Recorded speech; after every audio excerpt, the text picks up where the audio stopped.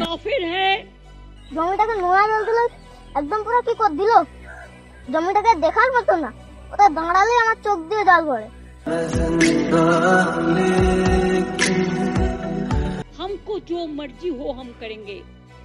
আমরা বলেছিলাম যে আমাদের আর একটা মাস সময় দাও, আমরা ধানটাকে তুলে ঝাড়িয়ে নে, তারপর তুমি যা পারো কত জলটা, তুমি জলটাকে তোলো, তারপর তুমি করো না। সেই ধানের উপর নোনা জল তুলে দিয়েছে।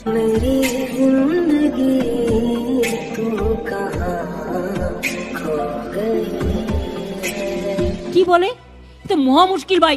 কি বলেছে সাধারণ শেখ লালটু ঘোষ, আমাদের দোকানটাকে নিয়ে ওখানে বিশ্রাম ঘর বানিয়ে দিয়েছে। কে বিজেপি শিখিয়ে দিচ্ছে আর করছেন।